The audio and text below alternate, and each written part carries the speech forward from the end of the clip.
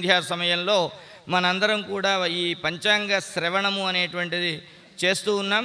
ఒక్క 3 నిమిషాల్లో ఈ 12 రాసుల్ని వివరించేస్తాం. 3 నిమిషాలు 12 రాసులు అంటే అంత వేగంగా వెళదాం. మేషరాశి వారికి ఆదాయం 11, వ్యయం 5 ఉంటుంది. రాజపూజ్యత 2, అగౌరవం 4. ఈ మేషరాశి వారు ఎవరైనా ఉంటే చాలా బాగుంటుంది. ఆదాయం 11 ఉంటుంది కాబట్టి మిగిలిన వాళ్ళు వీరితో స్నేహం చేయవచ్చు. వృషభ రాశి వారు ఆదాయం 5, వ్యయం 14 వెనకనే ఉన్నారు. వీరికి వ్యయము అంటే ఖర్చు అని అనుకోకండి, పొరపాటు. వ్యయము వేరండి, ఖర్చు వేరండి. వ్యయము అంటే మార్పు అని అర్థం. విష్ణు సహస్రనామంలో అవ్యయ అని భగవంతుడికి పేరు. అవ్యయ అంటే ఖర్చు లేనివాడని కాదు, మార్పు లేనివాడు, స్థిరమైన వాడు అని అర్థం. వ్యయము అంటే నా దగ్గర ఉన్న 10 రూపాయలు మరో వస్తు రూపంలో మార్చడాన్ని వ్యయము అంటాం. ఆ వస్తువుని మనం కన్జ్యూమ్ చేసేస్తే, వినియోగించేస్తే దాన్ని వినిమయము అంటాం. వ్యయం వేరు, వినిమయం వేరు. మనం దేన్ని వ్యయము అంటే ఖర్చు పెడతాం. 5 ఆదాయం ఉంటే వ్యయం 14 ఖర్చు పెడుతున్నామంటే ఈ 14 సర్దేవాడు ఎవడో మనకు ఇప్పటికే రెడీగా ఉంటాడు, ఇబ్బంది లేదు, భయపడక్కర్లేదు. అయ్యో నాకు ఆదాయం తక్కువ ఉంది, పిల్ల పెళ్ళి పెట్టుకున్నాను ఎట్లాగని కంగారు పడకండి. దానికి ఎవరో ఏ మేషరాశి వారో సిద్ధంగా ఉంటారు మనకి వెనకాల. తర్వాత మిథున రాశి. మిథున రాశి వారికి ఆదాయం 8, వ్యయం 11, రాజపూజ్యత 1, అవమానం అగౌరవం 7. వీరికి ముఖ్యంగా ఏంటంటే ఈసారి గురువు దుర్మార్గంగా చూడడం వల్ల గౌరవభంగము, భయము అనేటువంటిది ఉంటుంది మిథున రాశి వారికి. వీరికి పంచాక్షరీ మంత్ర జపం సరిపోతుంది. పెద్ద పెద్ద జపాలు, తపాలు, యజ్ఞహోమాలు చేయక్కర్లేదండి. శివయ్య నామాన్ని జపించి చెంబెడు నీళ్లు ఆయన నెత్తి మీద పోస్తే నీలకంఠుని శిరస్సుపై నీళ్లు చల్లి పత్రి ఇసుమంత ఎవ్వాడు పారవైచు కామధేనువు వానింటి గాడిపసరము అల్ల సురశాఖి వానింటి మల్లె చెట్టు అంటారు మాదయ్య గారి మల్లన కవి. అందుచేత శివయ్యకి ఓం నమ శివాయ అని పత్రి ఇంత పడేస్తే ఆ మహానుభావుడు అన్నీ చూసుకుంటాడు.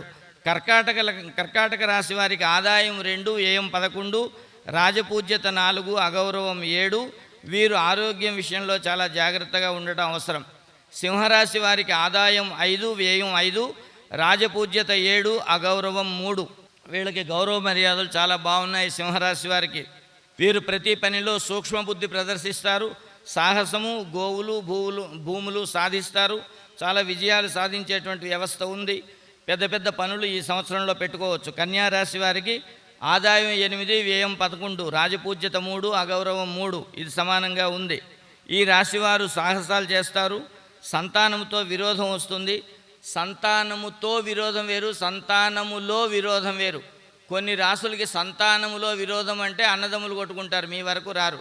నాన్నగారు ఏమిటండి అని వస్తే అప్పుడు సంతానంతో విరోధం వస్తుంది.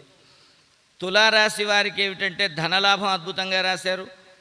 విశేషం ఏంటంటే ఆదాయం 5, వ్యయం 14 ఉన్నప్పటికీ కూడా రాజపూజ్యత 6, అవమానం 3గా ఉంది.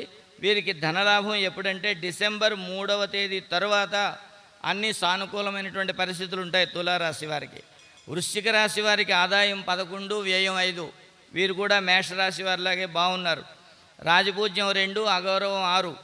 ఈ రాశి వారికి అగ్ని భయము, జాగ్రత్తగా ఉండాలి. అగ్ని దగ్గర జాగ్రత్తగా ఉంటే సరిపోతుంది. జరగాల్సింది ఏదో జరుగుతుంది, కాకపోతే ఏదో చిన్నదానితో పోతుంది మంచి కార్యక్రమాలు చేస్తూ ఉంటే. ధనుసు రాశి వారికి ఆదాయం 14, వ్యయం 11, రాజపూజ్యం 5, అగౌరవం 6. వీరు చాలా ఆనందంగా గడుపుతారు.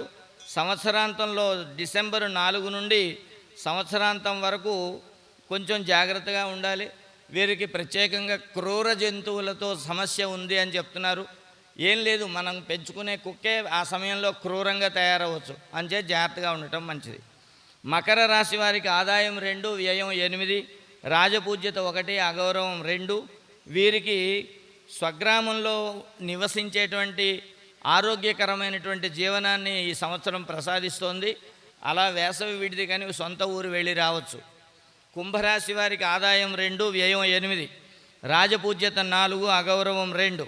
ఈ రాశివారు గురువు ప్రభావం వల్ల అన్నింటిలోని అన్ని వ్యవహారాల్లోనూ విజయాన్ని సంపాదిస్తారు. ముఖ్యంగా రాజకీయ రంగంలో ఉన్నవాళ్ళు కుంభరాశి వారు చాలా అద్భుతమైనటువంటి ఫలితాలు సాధిస్తారు. ఇక మీనరాశి వారికి ఆదాయం 14, వ్యయం 11, రాజపూజ్యత 7, అగౌరవం 5. వీళ్ళు కూడా ఆరోగ్యంగా ఉంటారు, అన్ని కార్యక్రమాలు సవ్యంగా సాధిస్తారు. తర్వాత మీనరాశిలో కేతువు శని జన్మస్థానంలో ఉండడం వల్ల మనోవిచారం ఎక్కువగా ఉంటుంది. ధనం ఉన్నప్పటికీ, కార్యక్రమాలు సవ్యంగా జరుగుతున్నప్పటికీ మీనరాశి వారికి మనోవిచారం చాలా ఎక్కువగా ఉంటుంది. దీన్ని దాటడానికి వీరు ఆదిత్య హృదయాన్ని పఠిస్తే బాగుంటుంది, ఆరోగ్యం కూడా చక్కబడుతుందని చెప్తూ ఉన్నారు. ఈ విధంగా 12 రాశుల వారికి చాలా అద్భుతమైనటువంటి ఫలితాలు అందరికీ అద్భుతంగానే ఉంటాయి. ఎందుకంటే మళ్ళీ వచ్చే ఏడాది పంచాంగం చదవాలి కదా, అందుకని అందరికీ అద్భుతంగానే ఉన్నాయని అనుకొని. ఈ వీడియో మీకు నచ్చినట్టయితే లైక్ చేయండి, 10 మందికి షేర్ చేయండి. అలాగే కామెంట్ల రూపంలో మీ అభిప్రాయాలను మాతో పంచుకోండి. Nationalist hub group of channels ను సబ్స్క్రైబ్ చేసుకుని తెలుగునాట జాతీయవాద జర్నలిజాన్ని ప్రోత్సహించండి. ఈ వీడియో కింద ఉన్న బెల్ ఐకాన్ పై క్లిక్ చేయడం మర్చిపోవద్దు.